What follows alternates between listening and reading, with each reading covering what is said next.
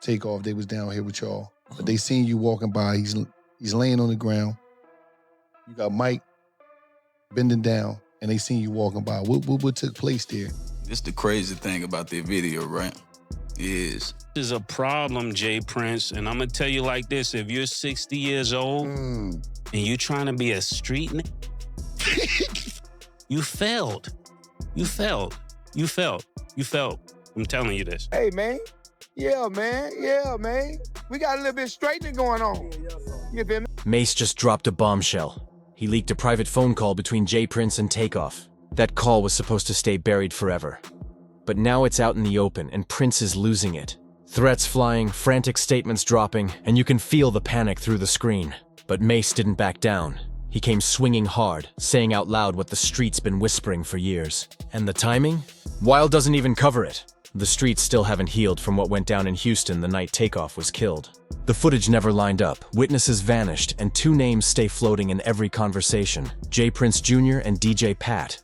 Now, with this leaked call surfacing, it's like someone just lit a match on gasoline. If Mase's claims check out, this isn't about clout or messy PR cleanup.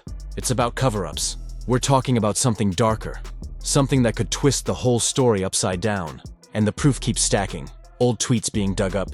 Podcast clips replayed where subtle threats were dropped. Even court papers tied to those sketchy bail deals. I'm gonna tell you another thing. When you're dealing with older people, they're the last to know that things have changed. We not your little like the way you talking. I don't get what you mean. We're not your little.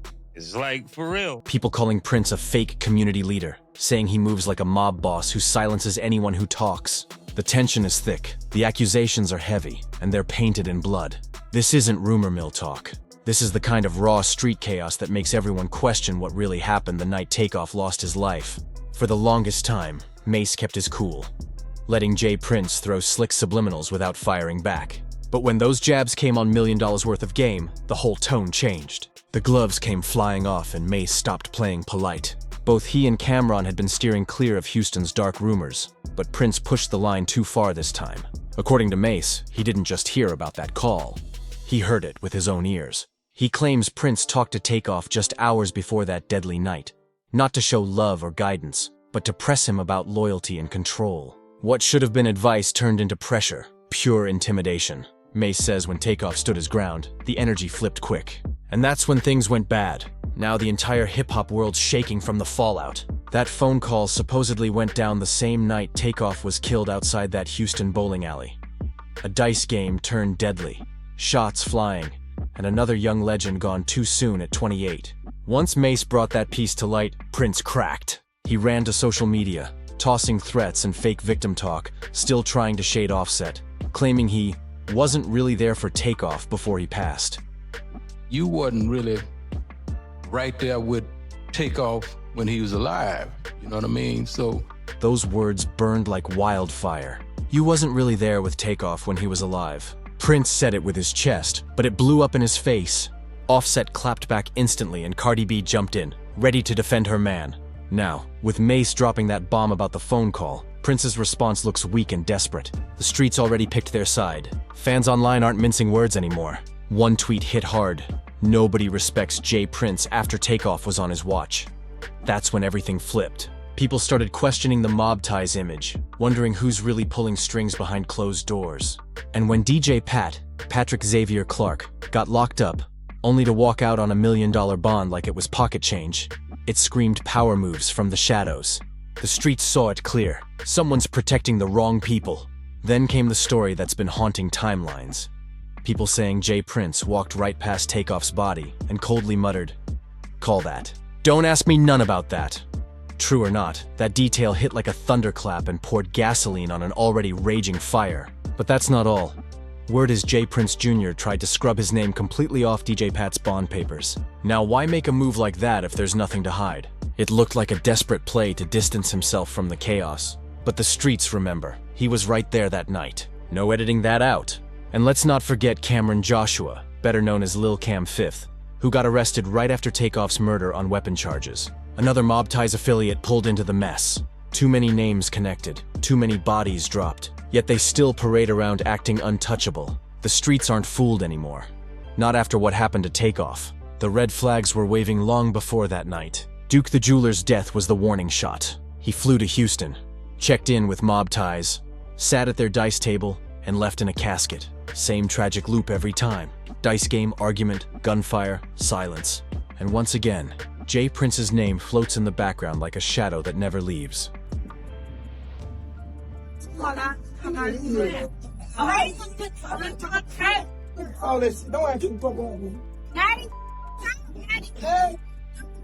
That infamous clip where he told his shotgun man to stand down, it didn't look random.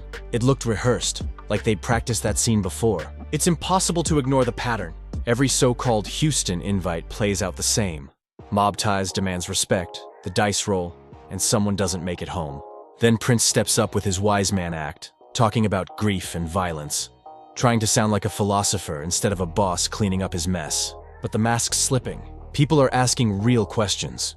Where were you when that blood hit the concrete? And here's the part that broke people's hearts. Not a single Prince showed up to Takeoff's funeral. None. That silence said everything. Fans say guilt kept them away. Meanwhile, J. Prince Jr. hopped online tweeting wild stuff like, "Don't wear jewelry around vultures." But if you knew the danger, why put Quavo and Takeoff in that situation? If your protection system can't even protect the guests, then it's not safety, it's self-preservation. Word is Quavo and J. Prince Jr. were locked in a heated back and forth just seconds before the shots rang out. Now leaked clips show Prince brushing it off like his people had nothing to do with it. Like Takeoff didn't lose his life under his own shadow. That kind of arrogance lit the internet on fire. Fans are demanding answers, demanding accountability, and they're not letting up. That's when Mase jumped in swinging. After Prince popped off on $1 million worth of game, Mase clapped back with no filter, tearing through Prince's image piece by piece. He didn't dodge, didn't sugarcoat. He went straight for the jugular, saying, "We not your little," and calling out years of intimidation and control hidden behind that so-called check-in culture.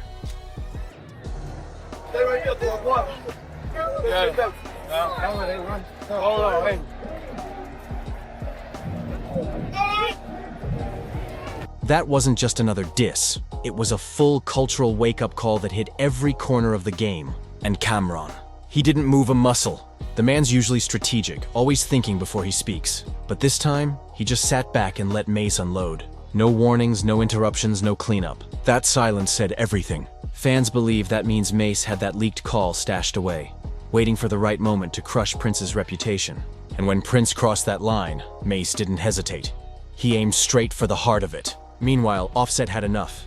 Once Prince dragged his name, Offset clapped back instantly. Sharp, emotional, and unapologetic. And before the dust could settle, Cardi B stepped right in beside him. She spoke loud, fearless, and clear. They don't fear mob ties, and she's not playing quiet while someone tries to rewrite her family's pain. That energy hit hard. It flipped the script completely.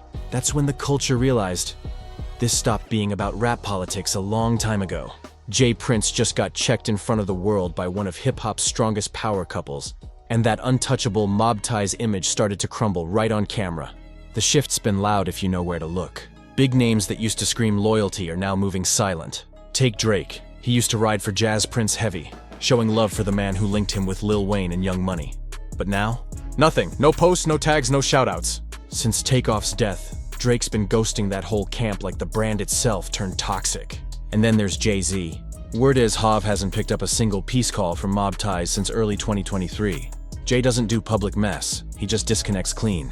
With billion-dollar partnerships behind him, the last thing he wants is his name even whispering next to federal rumors coming out of Houston. And I'm gonna tell you another thing, when you're dealing with older people, they're the last to know that things have changed. We not your little, like the way you talk it, I don't get what you mean. We're not your little. And now that Mase leaked those private convos, silence isn't peace anymore. It's looking a whole lot like guilt by association. Mob Ties built its name off the check-in code. Every rapper flying into Houston had to tap in with J. Prince Jr. for protection. But now that illusion of safety looks fake as ever. Duke the jeweler checked in, gone. Takeoff checked in, gone. And fans are dragging them online, tweeting, "This is why nobody checks in anymore. The ones demanding respect can't even protect their guests." That one comment hit the entire industry like a warning shot. Even the West Coast is calling it what it is. A setup system disguised as loyalty. Artists are saying the check-in game is nothing but a trap to make local bosses look powerful while putting outsiders in danger. And when Mase called Prince out as a failed street Nas pretending to be a mob boss, the internet exploded. That title stuck instantly, and Prince hasn't been able to shake it off since. Mase pulled the trigger on something explosive. He revealed a private phone call between J. Prince and Takeoff. That call was never supposed to leave the vault, but now it's out, and Prince is spiraling. We're talking threats flying, panicked statements, desperate damage control. But Mase didn't just sit back. He threw haymakers in return, saying exactly what people have been thinking, but never had the courage to voice. And the timing couldn't be wilder. The streets are still restless over what really went down in Houston the night Takeoff lost his life. The footage doesn't match up. Key witnesses went silent, and two names never stopped getting mentioned: J. Prince Jr. and DJ Pat. Now, with this secret call thrown into the mix, the story feels like it just cracked wide open. If what Mase is saying holds weight, this ain't just about reputation or clumsy PR moves. It points to Prince possibly covering up something way darker, something that could flip the whole narrative upside down. And receipts are starting to pile up. Fans reposting old tweets, podcast clips where veiled threats were made, even documents tied to bail deals that looked shady. The internet is tearing Prince apart. People are saying he's nothing but a fake community leader. Some even painting him as a cartel-style operator who silences anyone in his way. The accusations are heavy, and they've got blood on them.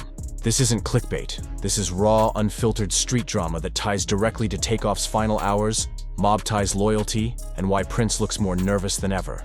For the longest time, Mase played it cool, sitting on the sidelines, letting Prince throw little subliminals without snapping back. But the moment those shots came on $1 million worth of game, the gloves came flying off. Both Mase and Cameron had kept quiet on Houston's messy business, but Prince crossed a line too far. According to Mase, he heard that private call himself, Prince talking to Takeoff just hours before the tragedy. But instead of advice or support, Mase claims Prince was pressing him about behind-the-scenes loyalty. And it wasn't warm guidance. It was pressure, dominance, and control. When Takeoff pushed back, the situation went left fast. And that's why the whole culture is shaking now. That supposed call lined up with the exact same night Takeoff was gunned down outside a Houston bowling alley. A dice game gone sideways.